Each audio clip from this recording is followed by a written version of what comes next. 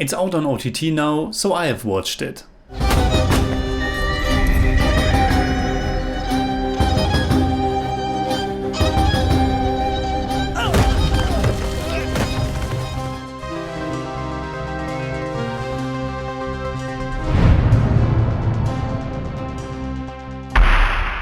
Servus Freunde, my name is Jimmy Cage, and when I did my top 5 best Tamil movies of 2021 list, there were a few movies that I still hadn't seen at that point. Madati, which I have seen since then, and my review for it is already out for patrons and YouTube members, Rocky, which I think is still not yet available on streaming, and the one I'm talking about today. Writer marks the directorial debut of Franklin Jacob, who also wrote the film. It's a very grounded, very realistic drama with a strong social message. The main story revolves around a young and innocent student from the Dalit caste who is illegally held captive and framed by the corrupt police. A setting like this and the themes of police brutality, corruption, oppression and caste are quite common in Indian cinema, and they are of course rightfully addressed in many movies. But there's also the risk of having seen stuff like this too many times before, or falling into the trap of being too simplistic, melodramatic or preachy. But I think Writer's biggest asset and what distinguishes it from other works is its unusual and very strong protagonist. Writer is told from the perspective of an aging policeman.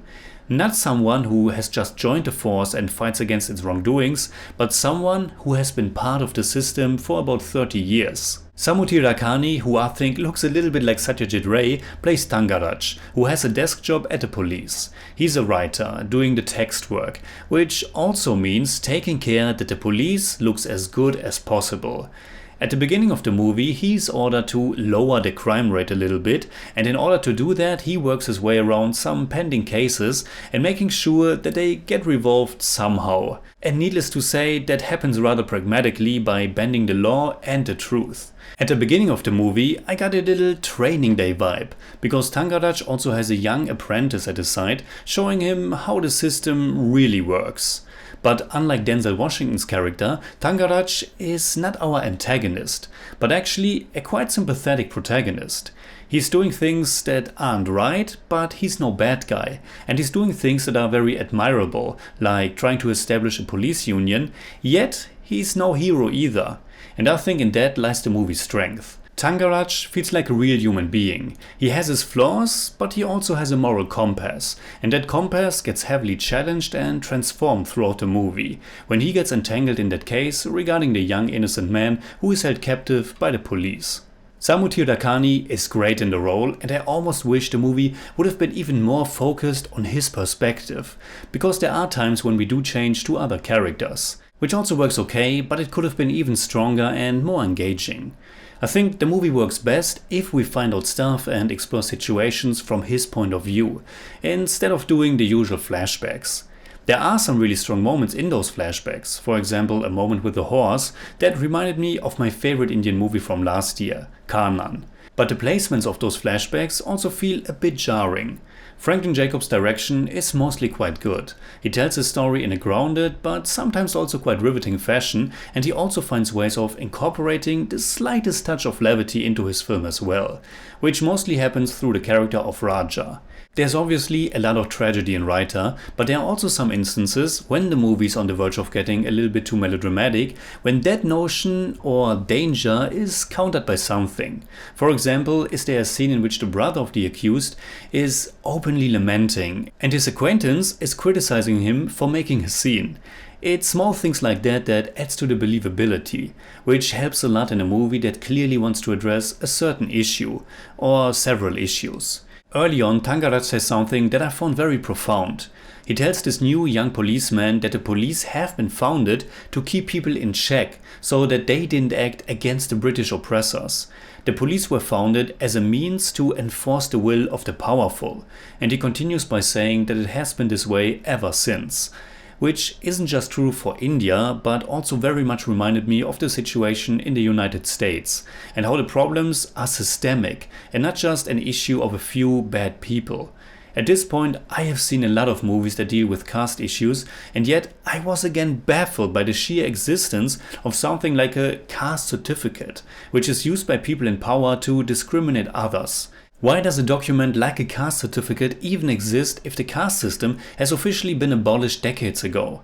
I mean, I know that it unfortunately is still prevalent today, but why is there still something like a caste certificate? Anyway, I think Reiter does a good job showing that it's a whole system that's at fault. Which is also why I think the movie is the weakest when it over-dramatizes its antagonists. The police superintendent comes across as a bit too comical for this film, and I also think the actor is overdoing it a little bit. I also think the movie as a whole is maybe a bit too ambitious for its own good. Not all story developments truly worked for me. Some felt a bit unnecessary and not all the parts are coming together in an organic way. For example, I'm not sure if it really needed this late flashback with a young woman. I know that it's all connected, but I think I would have liked it even more if the young innocent man was just a random scapegoat and not part of a bigger cover-up. That young man, by the way, is named Devakuma and he is played by Hari Krishnan, who is great in the role. I mean, he doesn't have to do as much as Samuthirakani, but you feel for him and the movie is doing a good job depicting that helplessness and fear. I also noticed that there were several scenes in which characters openly address that they are afraid or are getting afraid because the situation might turn on them or their loved ones. And it gave the film a very honest feeling, I think. I also knew that I have seen Hari Krishnan before, and when I looked it up I was very surprised because he looked so very different in Paranjit's Madras, in which he played a very flamboyant character of Johnny. When Dennis and I reviewed Madras, we unfortunately totally forgot to mention him. So I want to at least try to make it up by saying that he's fantastic in Madras as well. He had his first role in the 2012 film Atakati, which was also the directorial debut by Paranjit, who has also produced and is presenting Reiter. So in German I'd say: Reiter erzählt oder thematisiert eine bereits äußerst vertraute Thematik, aber er tut dies aus einer frischen und überaus ehrlichen, mitfühlenden Perspektive und anhand eines wirklich tollen Protagonisten. Das lässt auch darüber hinwegsehen, dass ein wenig mehr Fokus einen noch stärkeren Film ermöglicht hätte. I give Reiter 7 out of 10. It's more like 6.7, but I don't do that. கையில நடுங்குது.